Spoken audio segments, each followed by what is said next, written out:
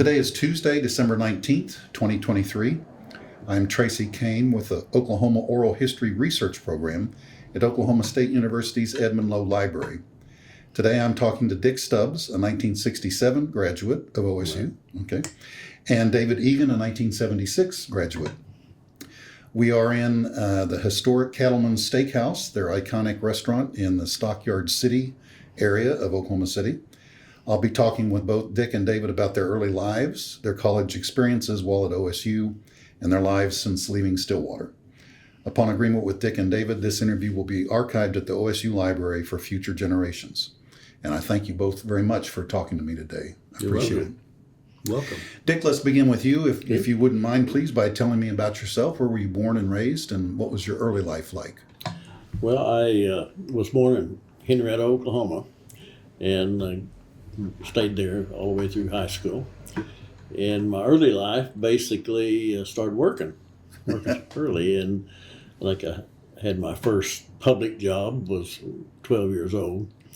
But when I was 13, I did get offered a job in food service at Morgan's Dairy Maid, and so consequently I loved that job. Mm-hmm. But being in the food business, you didn't make a lot of money, so I usually had another job where I made more money. And like I joined the carpenters union at 15 and was a carpenter every summer and on weekends during the year. But also worked in the food service all the way through high school in the evenings at the Morgan's Dairy Maid. And so, what was the Morgan's Dairy Maid? What did they? It was actually a walk up to the counter, like a Dairy Queen. Oh. But there wasn't any inside seating. We had some park benches out under a canopy that you could sit at, but it was mainly a few sandwiches and a lot of ice cream, And being 13 when I went there, I remember the boss told me, you can eat as much as you want. Well, after a week of doing that, you didn't want anything else. And so that was a smart deal that she did. But did that, and when I was about 17, I'd had these other jobs, and I realized that the food service was the only business that I really liked, to the point that I never knew when it was time to go home. And so found out OSU had a program in hotel restaurant, and so when I graduated from high school, I enrolled up in Stillwater and so... Did you ever think about going anywhere else? No. Okay. No, there was two reasons I went there: for the hotel restaurant skill, and also my girl, which became my first wife. Okay. And so that was one of those deals where OSU at the time was the only school in this area, in several states, in hotel and restaurant. And so never looked around for anything else. But after I worked for Max Walters while I was in college there, in cooking in a steakhouse at the Sterling Corral. Sterling Corral, okay. And so I think I was his first cook he had when he first started his business. He was a hotel and restaurant graduate also. And so I worked for him until I graduated, got drafted, went to Vietnam for a year, came back, and had about 40 job offers. So I went to Max to ask him his help to sort all these job offers, and he made my 41st offer to me. And so I ended up going to work for him for 10 years. Ran restaurants and worked in other restaurants he had to kind of help out, like Kansas City, Cincinnati. I didn't want to move there. And so if they had problems, I got to go in there and work for a month or two and help things out, and then come back and run the 4 restaurants that I was running in Oklahoma at the time. So he had the place in Stillwater. He did. And then he had other steakhouses, or were they just other types? Everything was different. Okay. We had costume waiter spaghetti restaurants. We did the first one in Oklahoma City. It was Buster T. Brown's, which 7 months into it burned to the ground. Oh. But in the meantime, we liked the concept so well, we did another Buster T. Brown's in Cincinnati. we had already opened a huge spaghetti restaurant in Kansas City back in '72, What was the name of that? the old Washington Street Station. Sure. Yeah. And so we were planning on making it a big company, but that fire that we had here, we weren't insured properly. Oh. And so that kind of took away that plan. And but I was running Pennington's Drive-In in Tulsa, and Holly's Drive-In here was two car hop drive-ins, totally opposite. One of them was a sandwich place, one of them was more dinners, and then we had another little steakhouse here in Oklahoma City that was self-service, and so consequently we had a lot of different experiences, and then I hired David at Pennington's in Tulsa for the summer. He did such a great job. We went back to Stillwater and let the manager go, and David got the opportunity to be a manager for the last couple of years of college. Wow. Yeah. And when was that? What year was that? That would have been 74. 74. Okay. And we've been together ever since. And we've coming up on 50 years Yeah. of working together. Quite an accomplishment. Quite an accomplishment. What was the favorite, or did you have a favorite of all the different types of or themed restaurants that you had? I really don't think so. I think they all were unique, and we could be excited about all of them. Holly's was really a high volume place downtown Oklahoma City. We parked 64 cars, plus we had a little 20-seat dining room, and it was pretty famous when we got it, and so that was my first real pressure of saying, don't screw it up, this type of thing. But they did a lot of things right. Pennington's was the same way.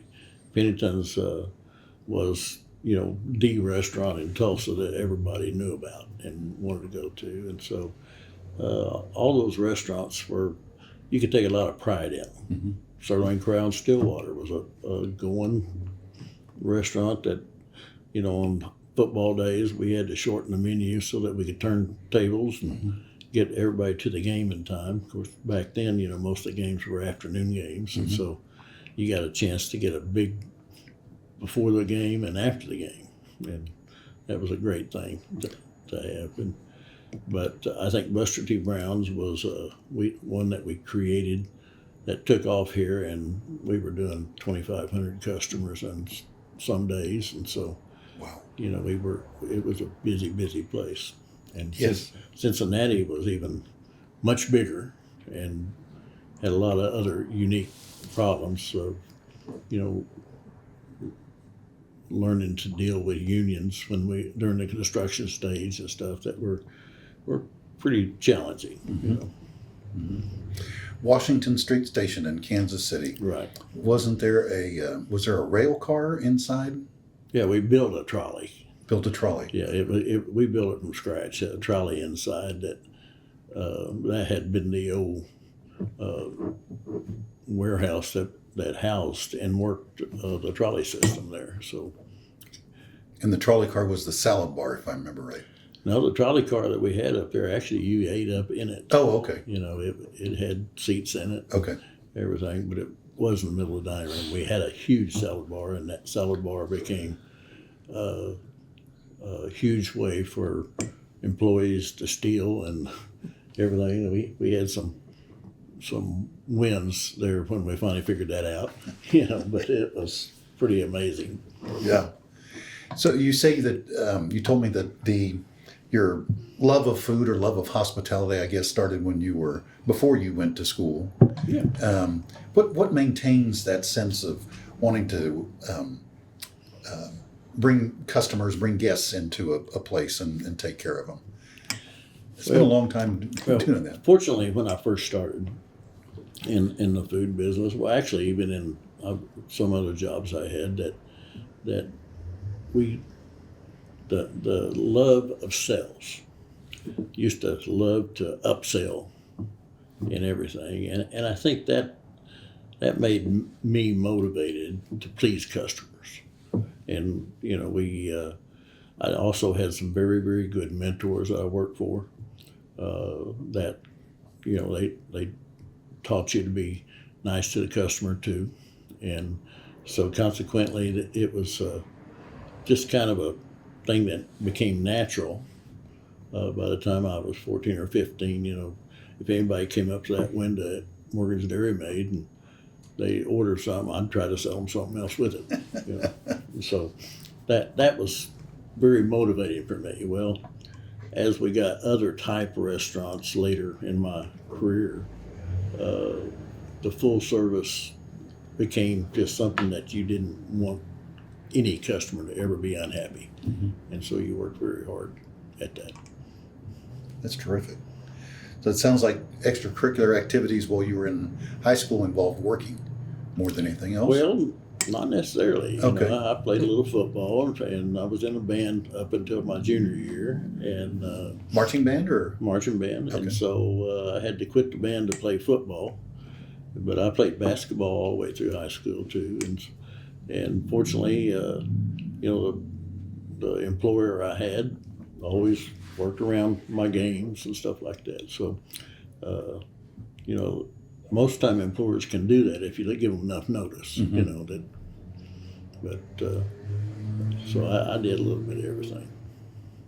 Well, then extracurricular activities when you were in college, other than the fact that your girlfriend then was there. Not much then. I did work all the way through college, and so I had some jobs in grocery stores and for the first year or two, and then after that I worked for Max Walters at the Sterling Corral for a couple of years, and so didn't have much time to do anything except a little bit of dating, and other than that, it was just work and going to school. Work and going to school. The Sirloin Corral, is that what it was called? Right. Okay. That isn't the one with the big cow out front.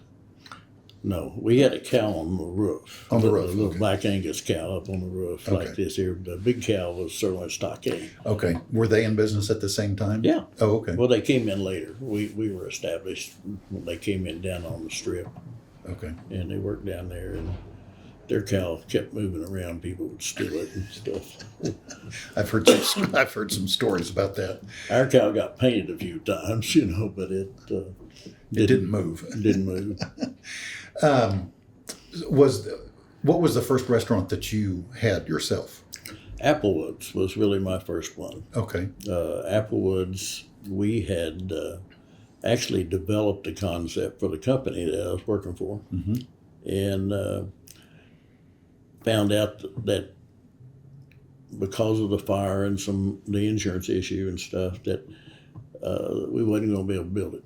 And so I worked out a deal with Max Walters to him be the landlord. He could get enough money to build a building. And then I went to SBA and got started on my own.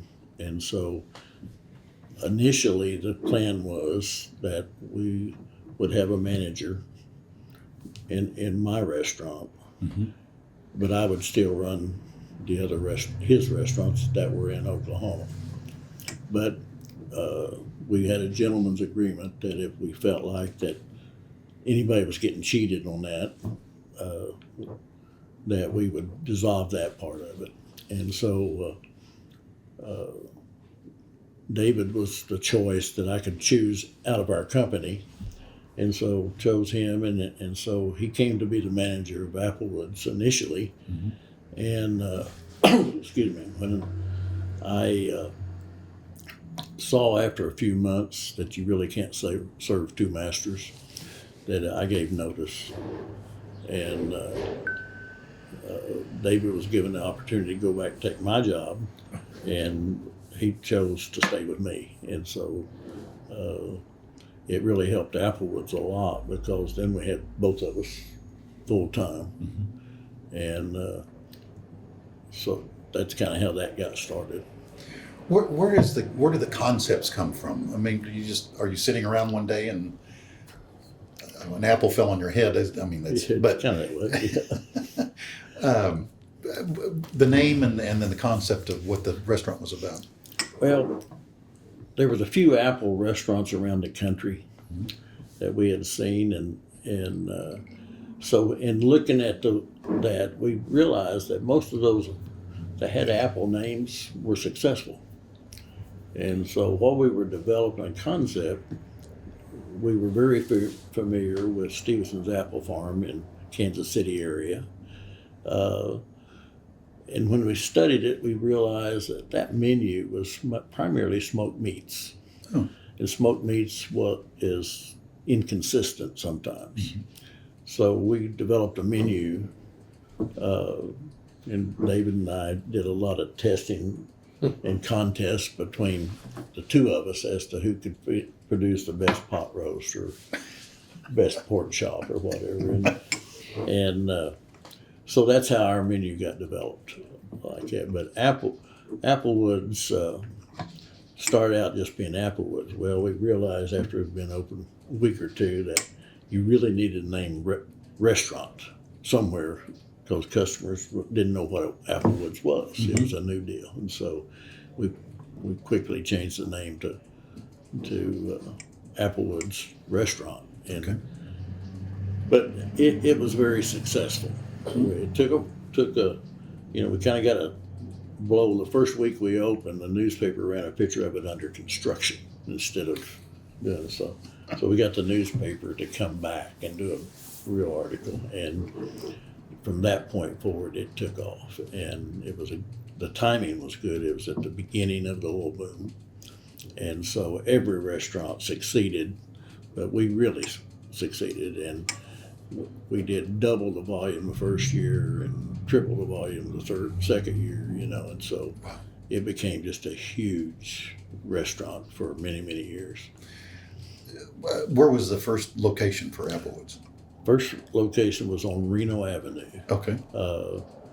We actually were about a block to the east of Meridian. Okay.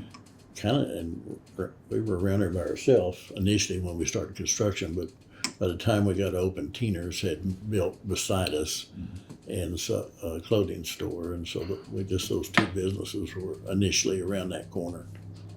Okay. And it turned out to be a great deal, and we kept it for 20 some odd years, and then I sold it to a company out of Tennessee. Other than some of the meats that you're talking about, pot roast, were there any other specialty items on the menu, or what were you really known for?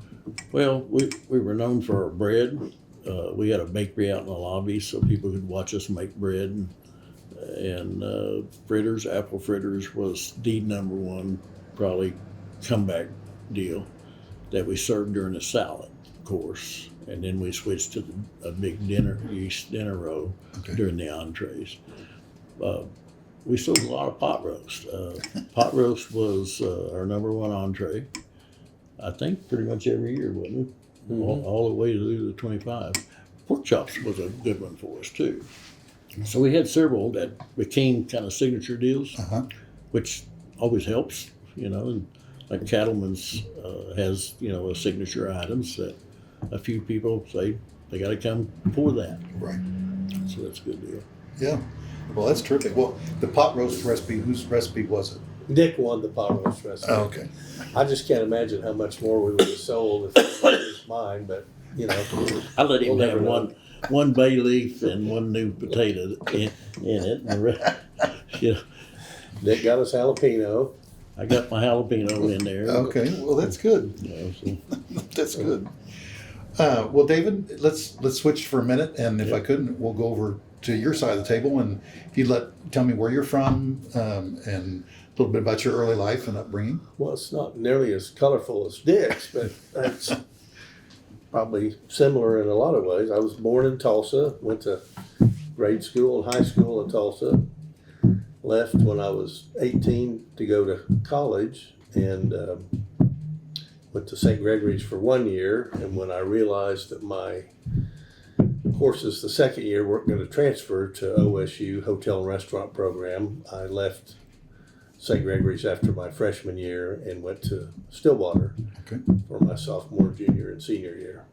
And I had grown up kind of similar to Dick and had been fascinated with food at an early age. And I had a lady friend that was a mother of a guy that I went to school with that was a pretty celebrated cook in Tulsa, and she was friends with the lady at the food writer at the Tulsa World, and she wanted to do a unique story on teenagers that weren't getting in trouble. And she said, well, I've got this friend of ours that loves to cook. And at that point, I think I was 16, and it was not very flattering to be 16-year-old boy to be featured in the women's section of the food part of the newspaper, because my friends gave me a pretty hard time about it. But this lady came and did a story and put the whole thing in the paper and everything. And one of the people that read the article was a couple that owned a restaurant in Tulsa called the Country Fair, and it had been there for probably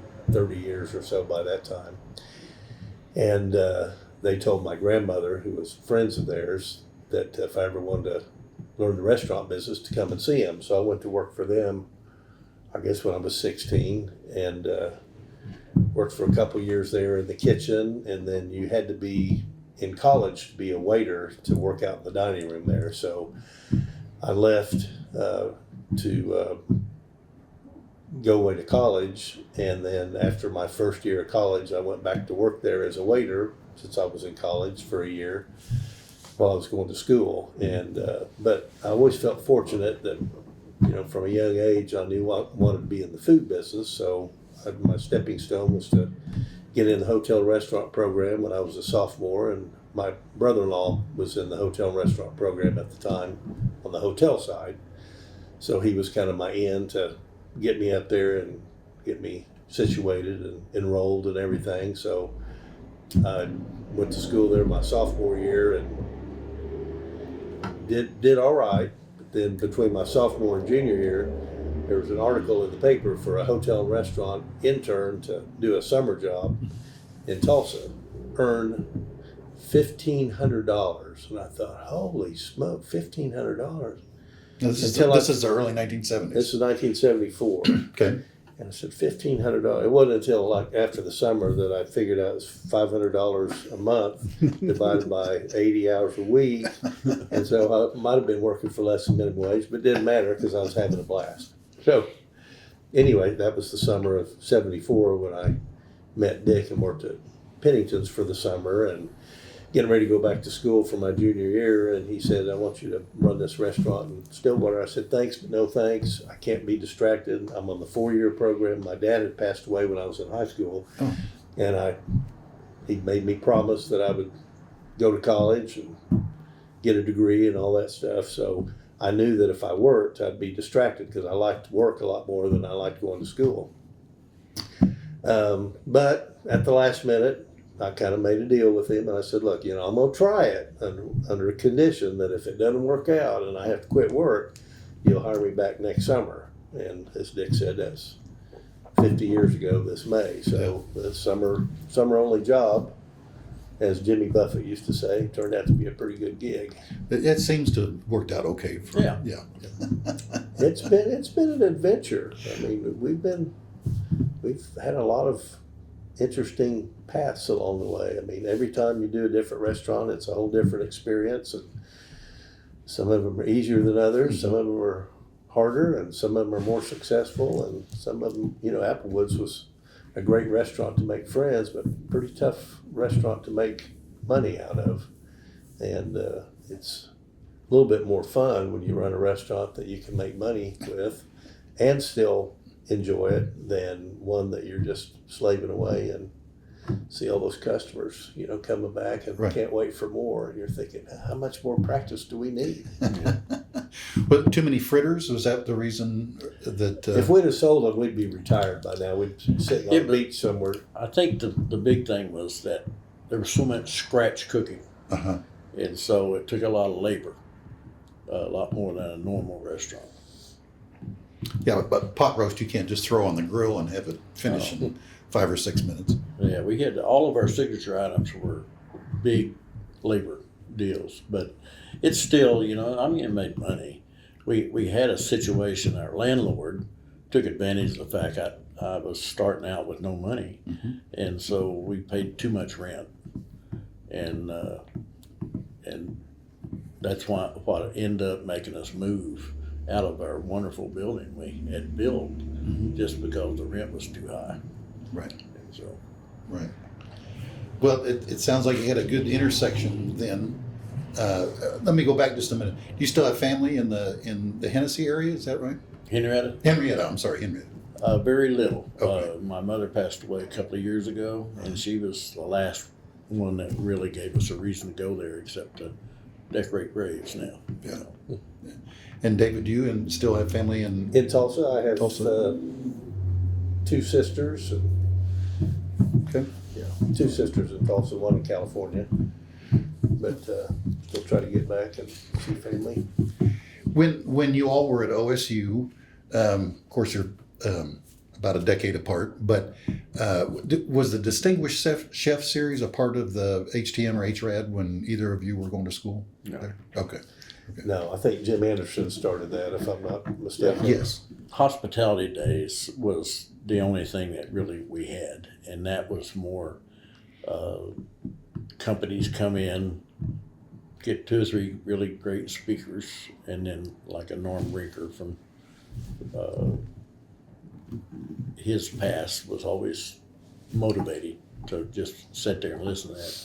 But there also was a lot of interviewing, because companies came to hospitality days to try to hire people because there really wasn't very many schools. When I started, there was like 7 schools in the whole nation that offered any type of hotel restaurant program. And you were more on the hotel side? No, I was in the restaurant. Okay. Restaurant. Okay. Yeah, it was my brother-in-law that was on the The hotel hotel, side. your brother-in-law. Okay, that's right. That's right. There's only 2 courses different, but I should have enrolled in a hotel, because those 2 courses were more valuable than the 2 courses I had to take. Well, now it seems again that it's worked out all right. Yeah. The Distinguished Chef Series was only made possible by adding the new building, Yeah. because if you saw the building that we grew up in, it was very similar to what your grandmother's kitchen may have looked like. Okay. Yeah. Stove, Is all. residential stove, oven. I mean, everything was very old and primitive, and very little, if any, institution. I think there was a steamer maybe, Well, it but was part of the home ec college at the time. Right. And so it was more home ec driven. yeah. Then in the kind of the hospitality restaurant side, where did you get your practical experience if it wasn't then at the university? You have to go out and Well, they had a kitchen. It was just very small, and we had to do food for 50, I guess, once a week. We had to plan a menu, and you had a role in being a kitchen manager, dining room manager, or cook, or whatever. Sell tickets. Yeah, to sell feed tickets. people. Yeah, but it was like a living room in somebody's house. I'll I be don't know. They had 50 people. Yeah, you could hold 50 people Okay. in it, but it was a deal that you had different people, different jobs each week, and so that was the nearest thing we had to actual service that way. And so, but the head of the school made sure everybody always had a summer job or a job in Stillwater in a restaurant. So that's where you got a lot of your experience. a lot of hands-on. Yeah. So you were out and you hired David when he was still in college, and you graduated college. Mm-hmm.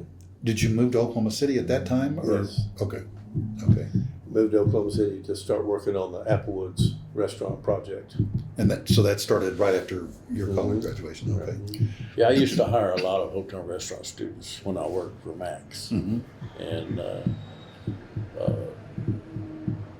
we really haven't had too many that's worked for us, because when you're a 1-unit deal, you're not very attractive to these guys. That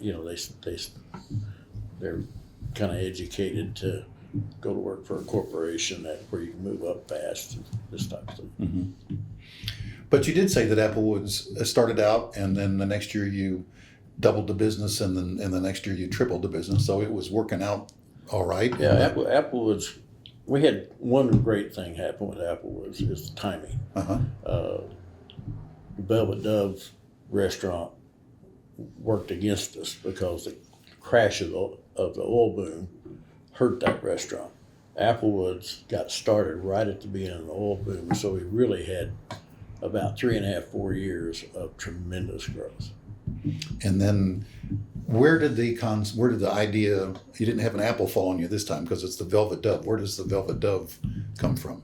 Velvet Dove was a restaurant that we started planning, and through some creative thinking classes that David drugged me to a 3-day deal up in Ohio on creative thinking. And so we created that with that process, and got strangers to come in, and we'd do storyboarding, and much like Disney was developed. And so we developed the Velvet Dove and put it in, and the only thing that we didn't count on was the fact that the economy does have an effect on you, Yes. especially when you're new. Yes. And we opened up, and we started out just gangbusters, and 6 months later, all the banks started closing and everything, and it just was kind of a downhill deal with that. It's an interesting name. I mean, where did the name? I know It's you part were, of our storyboarding, Okay. and we basically gave them the job of saying we want something that says calmness and also says expensive. Because it was going to be the most expensive restaurant in town. But- And sure enough, it was at a bad time. what was the idea behind the concept? I mean, when you, well, Well, the Dove is a peaceful thing, right. and so that kind of came up, and Velvet also said it was going to be expensive because Okay. not many people wore velvet around. Yeah. The purpose behind it was the restaurant boom was so strong that we knew that we just needed to help people spend more money. Okay. You couldn't go to Applewoods and spend $1 gazillion. We Right. just didn't have we didn't want to screw up the pricing structure and everything. So we thought, well, let's give them a different venue. So we'll create this beautiful restaurant and these incredible menu items and unique experiences that they can come and help them spend all this money that they're just throwing around all over the place. So we spent a whole lot of money on the building and a lot of money on putting it together. And if there had been an oil bust, it'd probably still be going because it was very. Yeah, the first few months, we still had a lot of people coming to town to try to get rich by selling the ollies, everything. And so consequently, we had people spending some crazy money that first 6 months. But then the minute Penn Square folded, then the next one was right behind it, and then you had Continental Illinois and Seattle Seafirst and some big banks, and suddenly those people coming to town stopped coming. Right. Because we were such a good value to them, because we were underpriced compared to New York or wherever those big bankers were coming from. What was the average check price? I mean, About $41. okay, that's quite a bit for Yeah. 1982. Yeah. Our average at Apple was probably $15. Oh, Maybe 14 not. maybe. Yeah. Yeah. Yeah. Okay. And was the idea that you would just envelop them with whatever they wanted and Well, originally it was a fixed price okay. deal with you could pick any entree you wanted. Uh-huh. They were all the same price, Okay. and but it was a 5-course experience, and we controlled the other courses. Pretty much the same thing with every entree, but just different entrees. But we baked our own bread, and we did a lot of stuff right out in the dining room. And the building itself was a $2.5 million building at a time when most restaurant buildings were $800,000 to $900,000. Wow. You know, it was as elegant as anything this city has ever seen. Yeah. Yeah. Sounds like it. Are you going to admit for this interview that you actually worked there for a while and that you were a bartender? So, that well, yeah, beautiful certainly, building? certainly. Okay. I must admit that I bartended at the Velvet Dove, and it was a unique experience and very, very nice place. Very nice place. It's the best restaurant we've ever had, and the worst business deal. But incredible food, though. Absolutely incredible food. Yeah. And I have to say, for sake of honesty, that it was a fixed price for those entrees, but it included the 5 courses. Sure. You could go other places in town and spend more money to get 5 courses. Right. In fact, the Brandywine Room at the Hilton, if you did the same thing, it would be like $40. But anyway, people didn't understand. It's $29 fixed fare, and Yeah. so that the oil bust happens, and how long did the Velvet Dove hang on? We actually converted about 86. We moved Applewoods into that building, Oh, okay. and that was our first move to get out of that high rent. Mm-hmm. And so we moved Applewoods into that building, and that was the end of the Velvet Dove. Okay. And then how long were you there? Wasn't there that long.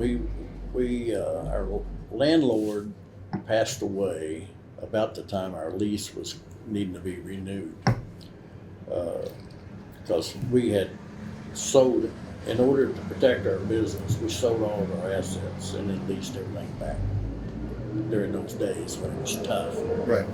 economics. And so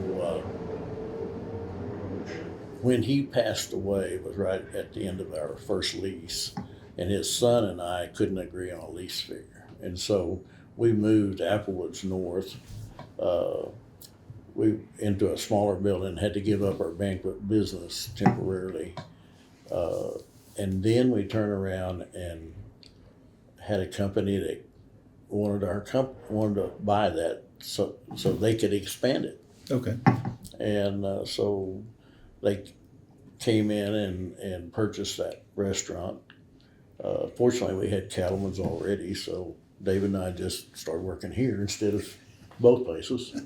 And so that restaurant, they didn't really want anything but the name, but they had to buy the restaurant to get it. And so it was a good deal for us. They tried to expand it, and they made a lot of mistakes on how you build a company. And so they're back now with just 2 restaurants they had before they bought us. And they had copied, or actually they had not, another guy had copied, put in 2 restaurants, and they had ended up buying that, and they liked the concept, so they tried to build it, but it didn't work because they got a little too greedy up front. So there's a lot of business to the restaurant business. It's not just A lot hospitality. more than most people think. Yeah.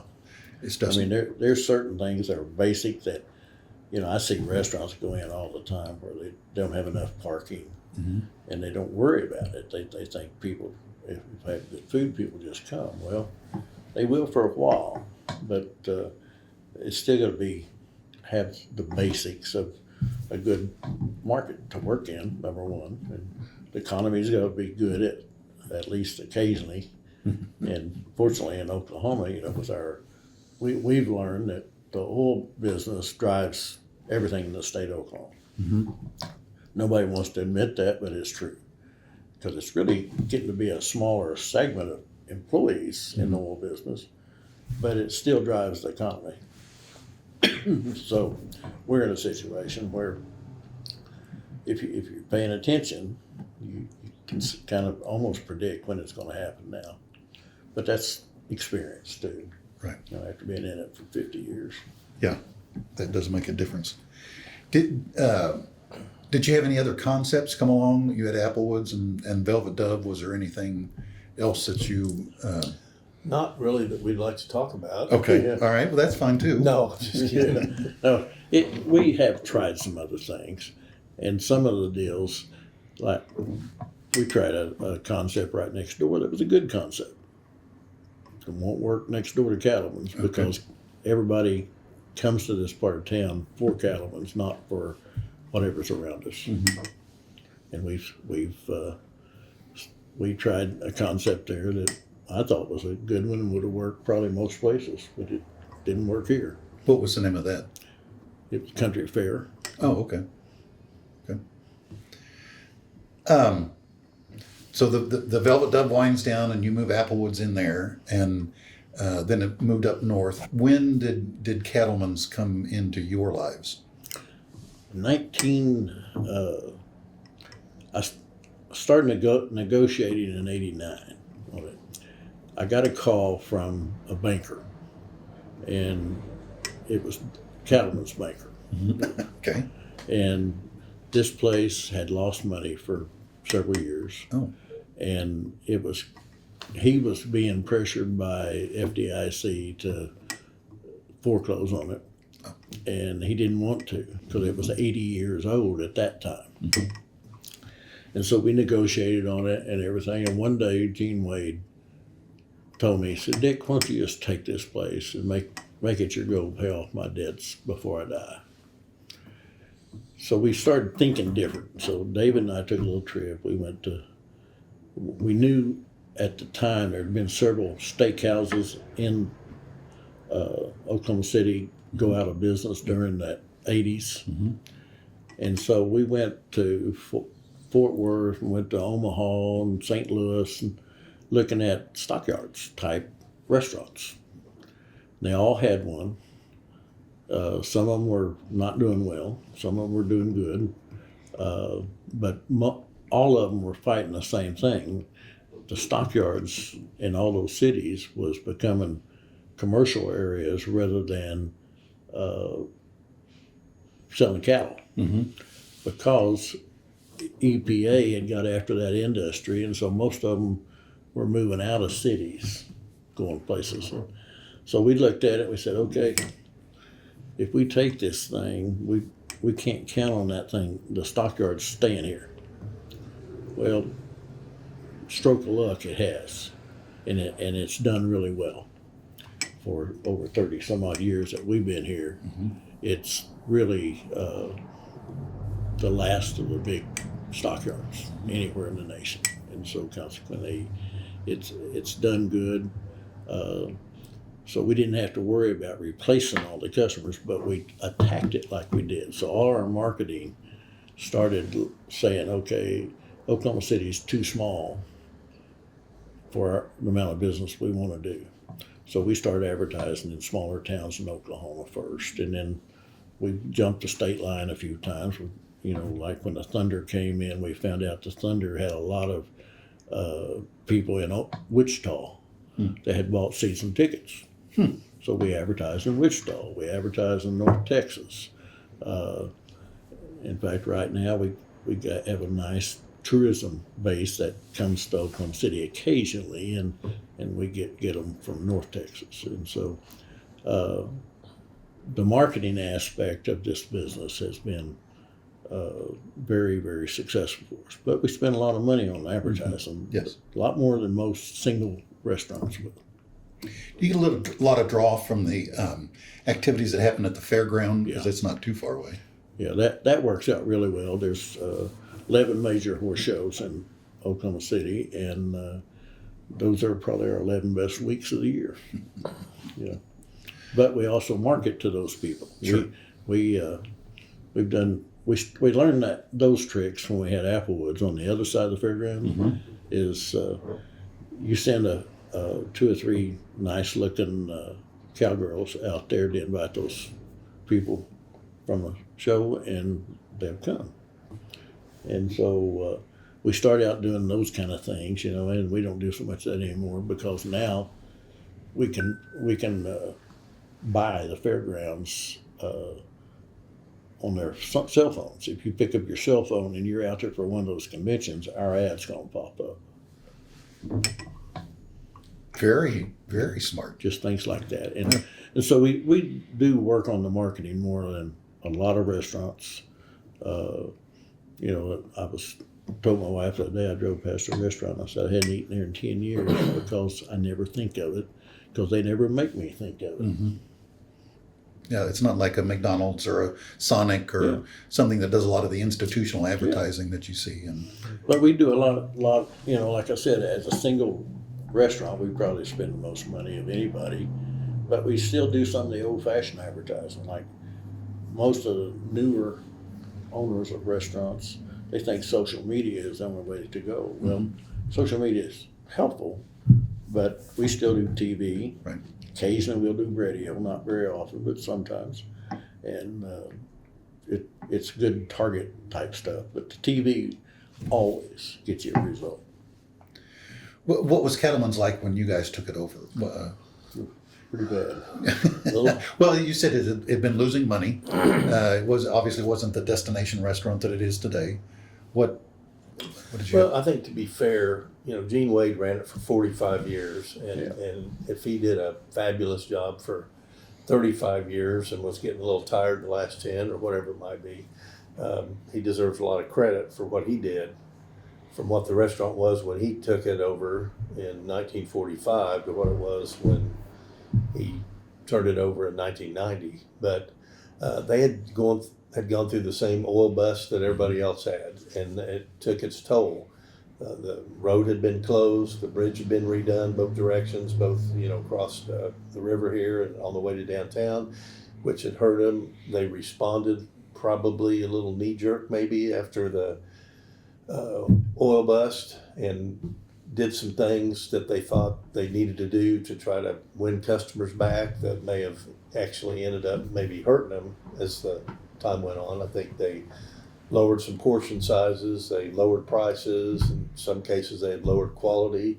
And it just, when you go through a tough time like that, you just got to tighten up your belt, and you got to hang on and do everything you can. But quality ultimately and good customer service will keep people coming back. There'll be less during a downtime, Sure. but they're not going to abandon you because you turned on them or you served them an inferior product. But so that was our job when we got over here to, I remember, what did we say we were going to give it? 2 months, 90 days. Wasn't going to change anything. Yeah, I think it I was. asked for 1 day. No, I think it was a week. I think it was Mother's Day, the next weekend, where you were in the kitchen and I was over at Applewoods for Mother's Day, and Dick goes, "That's it. Rip the Band-Aid off. We can't keep doing this way anymore. We gotta." So we just piled in, and again, that's where OSU training helps you. You learn so much by working in the industry, but college teaches you the ultimate, the ideal way that things are supposed to be done. And there's some tried and true practices in any industry that when you apply them, you're going to have predictable results. And that's what we did. Is we came in here and we installed professional management tools, standards, recipes, expectations, and all those kind of things that took time, but ultimately, and we knew we were going to lose a lot of customers by raising prices, but we also knew the price structure that was here wasn't going to work. Mm-hmm. And so we made some changes, hoping that we would gain new customers, and that when Dick's marketing genius kicked in and told everybody, hey, he didn't say we're under new management, he didn't say new ownership, he just said, Just like it used to be. just like it used to be. So Same salad dressing, same lamb fries. We knew there was a lot of people had eaten here back in the early 80s, but they weren't eating here anymore. And so we tried to remind them why they came here back then. So our first TV ad, and we hammered it hard, was it's just like it used to be. And we took 2 or 3 signature items, like steak, number one, which this place never was really considered a steakhouse, even though they sold a lot of steak, because it was a cafe. It was Cattlemen's Cafe. And so, and there was a lot of things they had done in those years that they were struggling that wasn't good for the place. They'd let somebody say, well, I don't want a full bowl of soup, so they'd only charge them half price of a bowl of soup. Those are things that you can't do. No, that's good. But they had a lot of people eating here for price only. And we knew we were going to lose 30% of our customer base. So we waited till when the 90 days was up and we were going to make the big change, we dropped in 3 new menus, breakfast, lunch, and dinner, separate menus, where they had one menu that went all the way. And then we, that change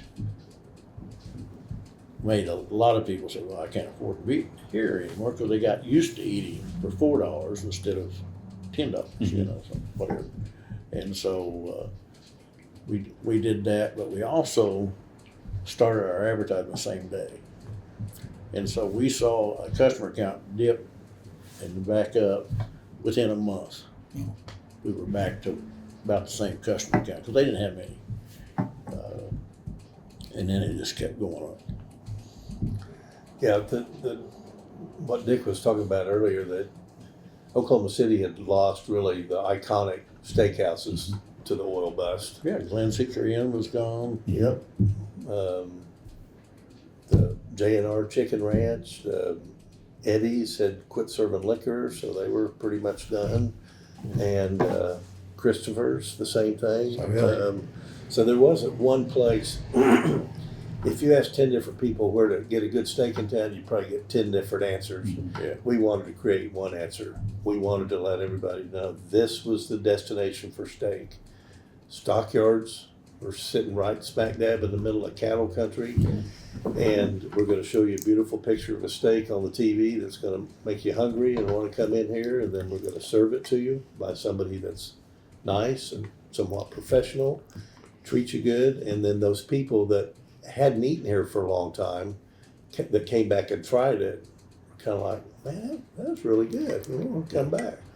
And then lo and behold, we were blessed with the stop in of President Bush one night, and the front page of the newspaper the next day showed the president right in front of the Cattlemen sign. And that was just kind of one of those stamps. That was in 1992. So we'd already been working on it for 2 years, but that was just kind of a stamp of approval. Well, if it's good enough for the president, we haven't been there a long time. Let's go there and eat. It's kind of like his cheese fries comment in Stillwater. Yeah. Well, that's, We were very, very fortunate that, because we were running, at the time, we were growing about 10%. And when the president came, it jumped another 15 for about 6 months. And so consequently, that really, really paid off. And we did some fast stuff on our feet. I mean, we had the very next day, we had a presidential T-bone on the menu. And you know, take advantage of that opportunity. absolutely. Did you bring anything else from other restaurants? Obviously, the expertise, the management, the idea behind the hospitality, and apple fritters. Can you get apple fritters? No, sir. Yeah. Okay. What about the big fluffy rolls that you? We changed the bread recipe. Okay. They had a good roll, but it was a real time consuming roll, and so we brought the applewood. We didn't make it look the same, because at Applewoods we cloverleafed it. Here we just use it as a big old ball. It's wonderful, and that bread is still to this day one of my favorites that we get. But You had said that you did banquets and such at Applewoods. Do you have those facilities here as well? Was it here when you, and then did you add it, or is it even here? But when we first took over, they were doing some banquets upstairs on the other side of the building. Is a room that you could seat about 100 people at max, and they were using it. But it was also looked like a storeroom. It wasn't. It's pretty bad. So we didn't do a lot at that time. And then I think it was '94. We put in a restaurant next door that didn't work. And after it didn't work, we let it sit empty for 2 or 3 years, and then we finally converted it to a banquet facility, and we can do groups there. And so we don't really try to do groups here in this building, except during December. Sometimes we get in a bind, we have to, but it's a situation where our banquet business is okay next door. It's not big enough to be a huge banquet business, but least it gives us something to take care of customers with in December. That's good. Yeah. Well, so you've been now just in this location for a number of years. How do you have to recreate yourselves? Do you have to just keep doing the same thing better and better? How do you maintain the, it's the same as it has been, but you have to still maintain people coming back? But we work on basically our marketing is never stops. Mm-hmm. And we reach out as much as we can. If we find there's some market that, like, we try to analyze about every 5 years, where's the customer coming from? And one time I know that we saw there was some slippage in the amount of customers that were inside Oklahoma but outside the metro area. Mm-hmm. So we spent the next 2 or 3 years of taking some of our advertising dollars and dumping it into Lawton and Ardmore and Enid and into their TV stations, because they have small ones, Mm-hmm. but those stations reach their locals, especially at news. Mm-hmm. Very inexpensive advertising, but it helps build that market back. And so we've done that. The fairgrounds is, like I said, probably our 11th biggest weeks of the year during horse shows that are huge. And so we work that. But we also remember when the Chickasaws started a heavy campaign down in North Texas to bring their gambling into Oklahoma. Mm-hmm. We hitchhiked with them. And they gave us the opportunity to do that, and so we went after that North Texas market, and that's helped. But we're constantly looking to see where are we messing up, not getting a good marketing role. Tulsa has always been a tough market Mm-hmm. to get people to come to Oklahoma City to eat, but it does work, and we do that Tulsa marketing. Not consistently, but we do it occasionally. Okay. You've gotten some national attention here, not just the president back in the 90s, but even more recently in the 2000s. What was it like to have Guy Fieri come in? He was good. He was it was kind of comical when he was getting ready, changing his clothes back in the back. He said, he looked at me, he said, better get ready because we're getting ready to double your business. And I go, wow, it's going to be something else. We better get ready. And so we started talking about how many customers we average and everything else. He goes, well, we may not double your business, but you're going to feel it. You're going to feel it. I said, look, we'll take anything you can give us. That'd be great. But he was, he comes across as being a little maybe pompous or something on TV, but he was very good to work with. He was very humble, inquisitive. So he was. It's a pretty amazing process. I think they filmed for like 20 hours, 10 hours one day before he was here, and 10 hours the next day. I mean, it was pretty grueling. But all that video that they took, they're still using today in other programs. So you'll see historic restaurants in America and will be featured on there, or steakhouses, or beef, or the most unique restaurant in each state, or something like that. So they get a lot of mileage out of all that film. But the Adam Richmond from Man vs. Food was here, and he was pretty entertaining. That's about the time he quit doing the all-you-can-eat stuff. So all we had to do with him is serve him a great big huge porterhouse steak and show him how we do everything and talk about the house dressing and everything, and that was a good program. So we've been fortunate with that. Just recently we were inducted into the Steakhouse Hall of Fame, which is kind of an exciting thing. It's a new organization that's really going out across the country and seeking out unique, family-owned and operated kind of historic places. And so we were very proud to be considered for that award, because that's what we strive for. One of the initial inductees, correct? Yes. Yeah. I think we were the 5th or 5th Yeah, or 6th. That's terrific. You mentioned the house salad dressing. Is that a secret salad dressing that only a few people? Yeah. Okay. Oh, yeah. All right. Can you tell? Oh, no. No. Not what the recipe was. But tell stories about, I mean, where did it come from? How was it developed? And it showed on the show it was made in a pretty big quantity. Yeah. You want to talk about how you got the recipe? Well, Gene Wade gave me the recipe when we first took over. He reached in his billfold and gave me this little dingy piece of paper. And so, because the lady that was making it had no recipe to go by, she just made it every day at the time. And so I took it back to her and we got it printed up and laminated it to the wall. And she made it that way. Well, we started getting complaints out the gazoo because she hadn't made it right in so many years. That's what everybody was used to. Yeah.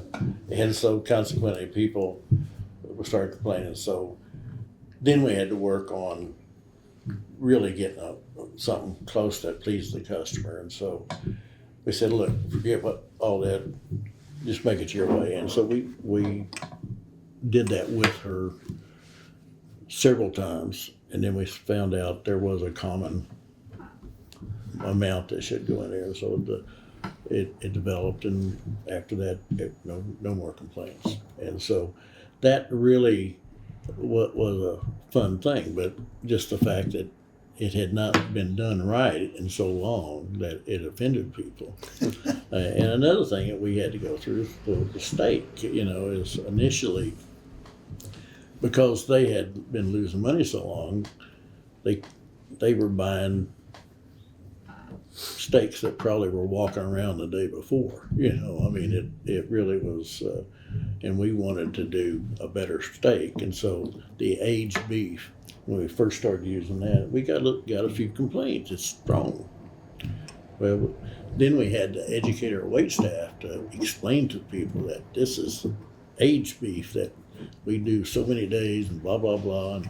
And so consequently, it became a thing that we were proud of. Mm-hmm. And so people stopped complaining about the steak. And, today I think we probably do a better job of aging our meat than anybody else in town probably, because we think it's important. Mm-hmm. Sure. And so those kind of things. The salad dressing was a big hit, but we didn't have to do anything. I mean, everybody knew they had salad dressing everybody liked, and the big thing we had to do is everybody wasn't buying a steak. I mean, Right. There was a lot of people buying a little bit of everything because they had a big menu. I think they had 8 soups, 8 different soups, and they just had a can back there they'd open up. Yeah. Okay. Do you bring in new menu items or does the menu stay constant or? Probably in 30 years, we've probably added 3 items maybe? Yeah, I was going to say 2 or 3 items. We just recently added a 24-ounce porterhouse to the menu. We hadn't had a porterhouse before. We ran it as a feature once in a while. People seemed to like it, so it was selling well. So we put it on the menu, and that's doing very well. But other than that,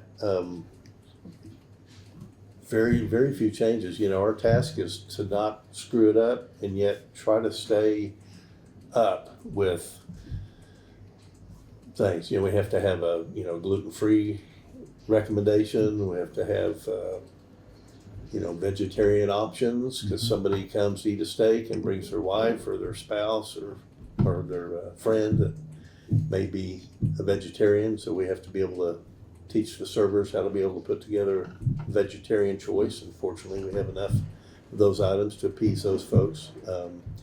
So it's keeping the restaurant in such a way that it looks like it did when you came in 20 years ago, 10 years ago, 30 years ago. We think that's a real high compliment.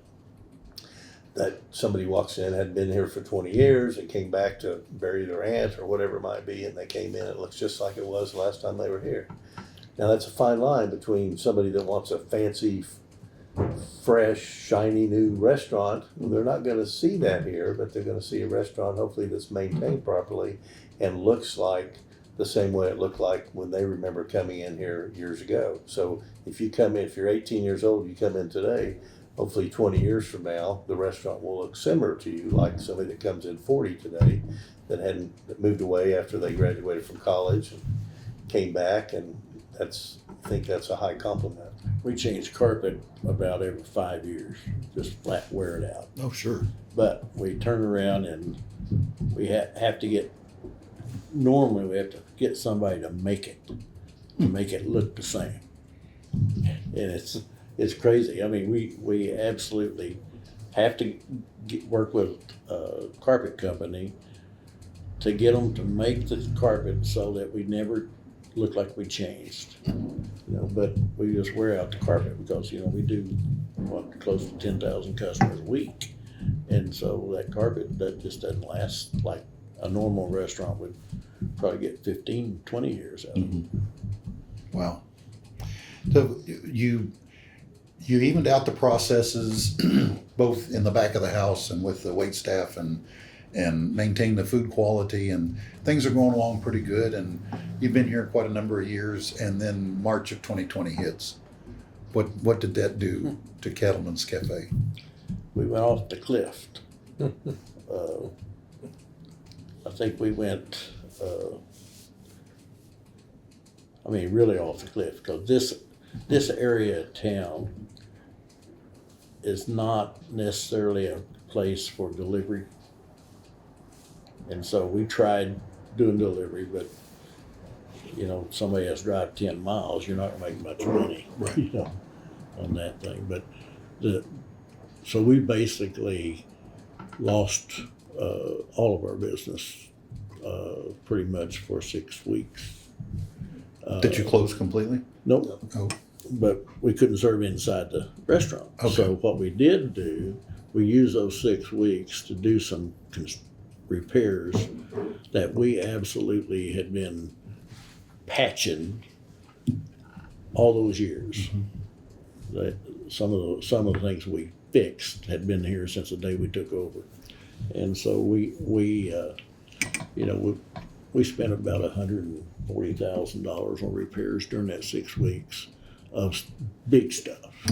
Like we totally retiled all the tile that had come up in the kitchen and stuff, and got it all smoothed out and good, and did a major plumbing issue. We had time, so we did it. So it actually worked good for us, except that we lost a lot of sales during 6 weeks. And that bugs me, more than most people, I guess. I don't do well with losing sales. your competitive side Yeah. shows. What about employees? We lost 40 and it took over a year and a half to get back even close to what we had, and we lost some good ones. We had some people who've been with us 20 years, 30 years that they came back, but they liked being at home, so after 2 months or 3 months, they retired. So they've been, some of them, one lady had been with us 50 years. Oh my. And she had worked at Holly's whenever I first took it over in 1970. And so she decided that it was time for her to retire. To be fair, you got to mention she was over 80 years old. Well, she's 85. I talked her out of it when she tried to retire at 80. That wasn't the lady that we saw on TV making the salad dressing. Yeah, Oh, yeah, really? that's her. Okay. Yeah. Okay. Yeah, we lost Rosie. Well, But fortunately, there were other people that made salad dressing besides her, so Right, she right. left. Yeah. do you find it difficult since then to hire waiters and waitresses, and especially? Not as much waiters and waitresses because they make really good money here. Okay. Some of the support staff is a little bit more difficult, but the restaurant that I worked at in Tulsa that I mentioned earlier, Country Fair ended up closing because they couldn't find good help. Yeah. So there's something that we refer to as the grunt factor. When you've been in any kind of business long enough, you can kind of wear down a little bit. And in their case, in Tulsa, they just got to be very intolerant of people's, not showing up for work or being late, and nobody likes that, and nobody wants to tolerate it.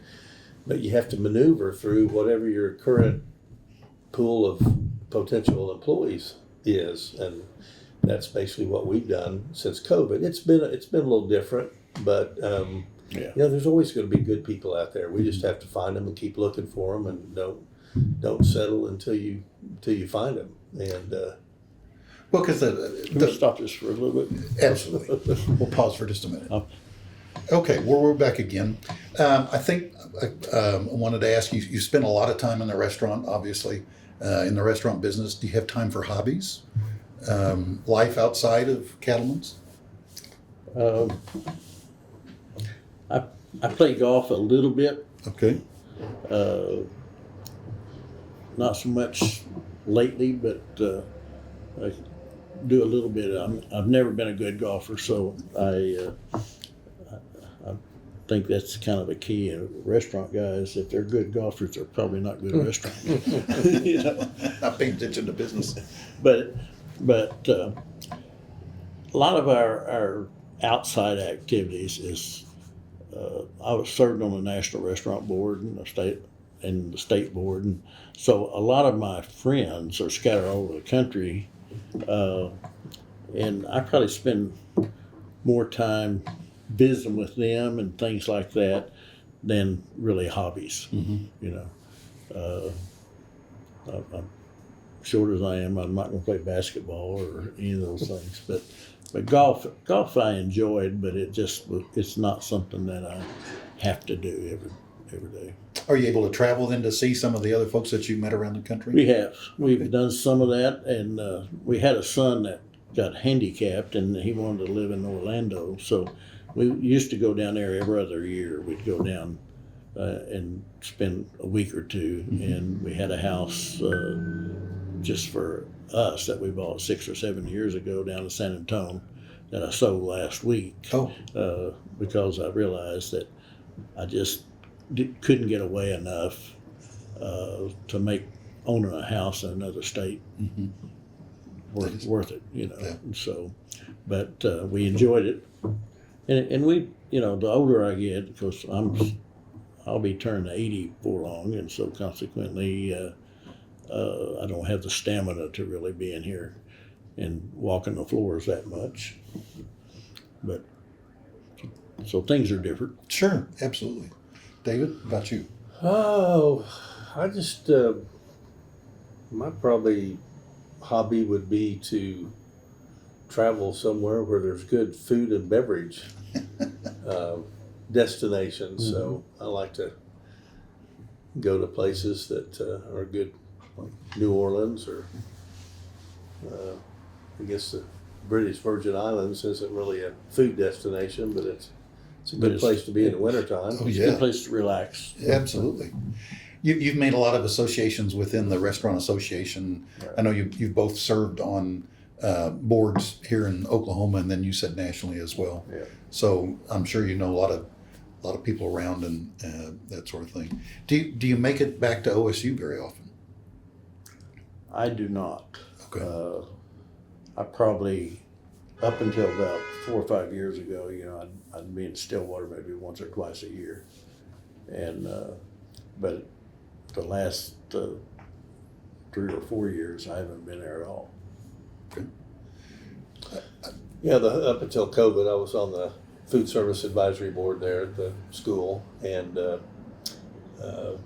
it got kind of distant during COVID, and school was out for a long time and all that. So I haven't resumed that, but I did enjoy, being able to collaborate with students on programs. We started the first wine forum down there. A group of restaurant guys here were part of that did the first wine forum.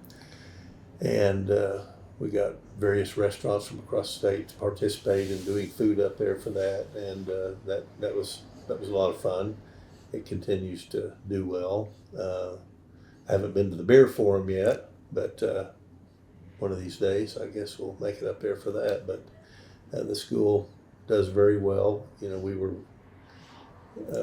proud to be part of the Wayne Hurst Beverage Center there that the Restaurant Association and a lot of restaurants participated in, and Wayne Hurst was a Oklahoma classic of the beverage industry, and it was very fitting that the building be named for him, because he was so instrumental in bringing great wines to Oklahoma and spirits and beers that had never been here before, and so having his name associated with that made it special to have events up there and continue to see the legacy that goes on. I mean, the ability to do big dinners and great programs up there in the new facility is very encouraging for the future, because these students will have a much greater opportunity to be groomed and better prepared once they get out of school than what some were 50 years ago.